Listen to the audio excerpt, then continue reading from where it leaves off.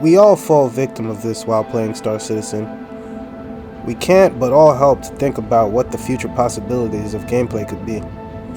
Gazing into the expanse of the diverse cities, I constantly ask myself, what will we be able to do in these places?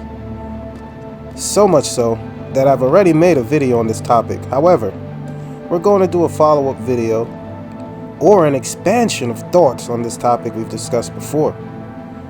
Before we begin, I want to give a big shout out to all the viewers for the amazing support and feedback on our previous videos, as the inspiration for this content came from you, the viewer. So don't forget to feel free to share your opinions and views in the comment section below. Alright, let's jump right into it. In our last video, we touched upon what would be some of the exciting features in Star Citizen's industries and cities. However, some of you pointed out a few areas we missed, and I appreciate the feedback.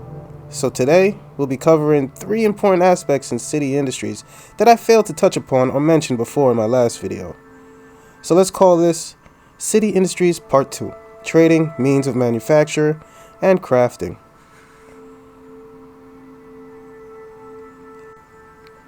Factories in gaming have the opportunity to offer a wide range of gameplay opportunities.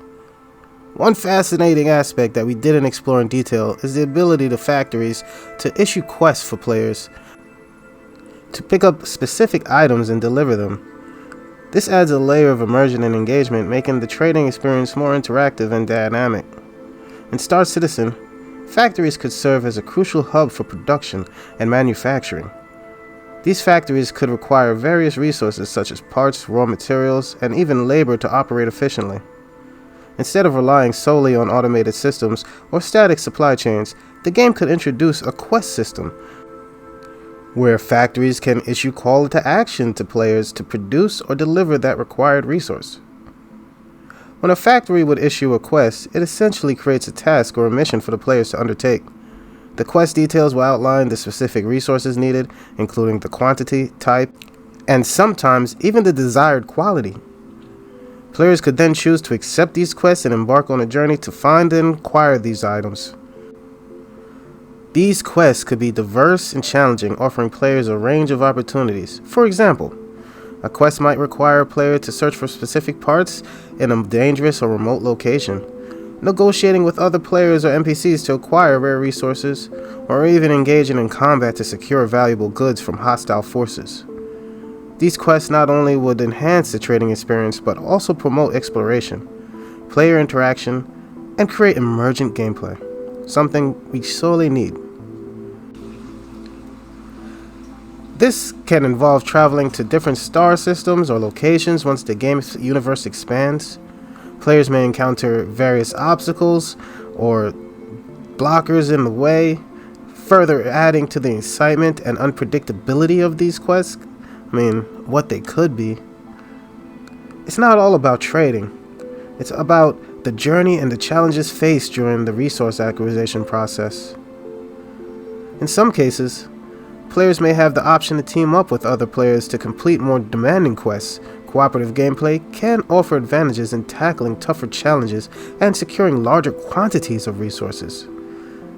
It encourages players to form alliances, join organizations, or simply collaborate with fellow traders, fostering a sense of community and shared goals within the game.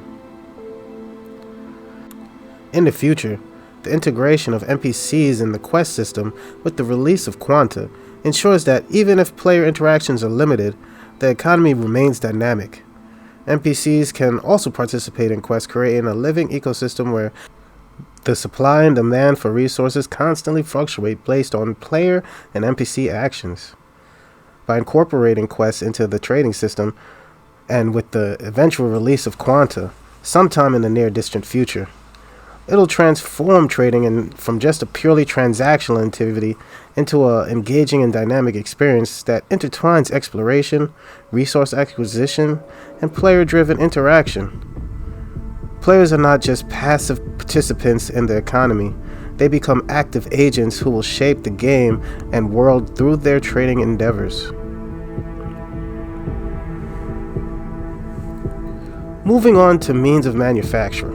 While we did mention the concept of players owning planetary manufacturing facilities, we missed an important detail. Maybe you won't be able to own the factory outright. Instead, you can rent one. This means that players can utilize these facilities to produce their goods, but they do not have the complete ownership over them. This approach will introduce a unique dynamic to the manufacturing process, making it more akin to the refining materials process. Game mechanics already in the game. When a player decides to manufacture goods, they essentially buy into the queue of a factory. This implies that they secure a slot or a place in line within the manufacturing process. Just like refining materials, players have to wait their turn until it's their chance to utilize the factory's capabilities. This system could ensure that manufacturing process is organized and allows for a fair distribution of resources and time among players. However, there's a catch. If players lack the necessary resources required for manufacturing, they have an option to request a purchase and delivery. This means that players can acquire the needed resources to complete their manufacturing job, but maybe they'll have to pay a fee for this service. It adds an additional layer of strategy and decision making for players, which they must balance their availability of resources and the course of acquiring the missing materials. One interesting aspect of this manufacturing system will be that players are likely to be more cooperative with other players, compared to non-player characters, of course. Cooperation could be crucial in securing the necessary resources or coordinating manufacturing jobs. Players might form alliances, trade resources, and collaborate on large-scale manufacturing projects to optimize their production and capabilities. Once a player's manufacturing job is complete, maybe their goods might be packaged or ready-made up for them to sell and transport or to give away. This will allow players to have full control over the finished product they've manufactured. They can choose to have profit by selling the goods in the in-game economy, transport them to a different location for higher profits, or even gift them to the other players that helped them acquire the resources in the first place as a form of collaboration or generosity. Finally, let's delve into crafting. Now, this topic has been a bit exclusive in the development, but we've managed to put together some speculation. Crafting in Star Citizen doesn't have to be the same as manufacturing. It could be about paying specialized attention to the single item or a component or a weapon. Picture this. You take a quantum drive you've either manufactured or purchased, and you experiment it in a repair room like aboard the Carrack. And here's where things could get interesting. By using a mini-game or some type of interface, players could tinker with or tune the item in various ways, making it like an art form. But before we go on any further about crafting, let's take a look at a game who did crafting pretty well in the past.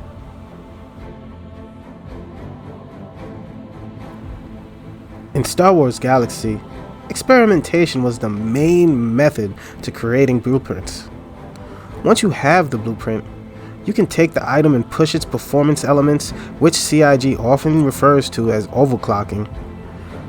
This involves subjecting the item to stress and choosing different parameters to enhance and decrease its inherent value or increase its value for better performance. However, keep in mind that failure is always a possibility, and if you fail well, you might end up with junk or even nothing at all. So there you have it, the 3 aspects we missed in our previous video about Star Citizen Industries.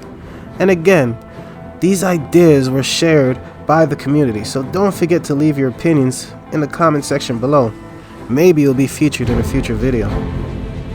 Well, that's all I have for you on this. If you found this video informative and entertaining, don't forget to smash that like button and share it with your fellow Star Citizens. And if you haven't already, make sure to subscribe and join the Discord community. In the month of May, we have a giveaway for a Drake Cutter starter package with the ship and game and a white paint. Simply subscribe and leave the comment on any video in the month of May to participate. Well, thanks for listening. Catch you on the next one. Like and subscribe, and I'll see you in the first. Peace.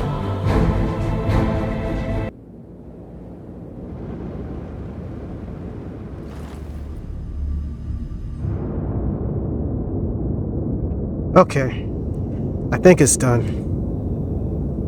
What do you think?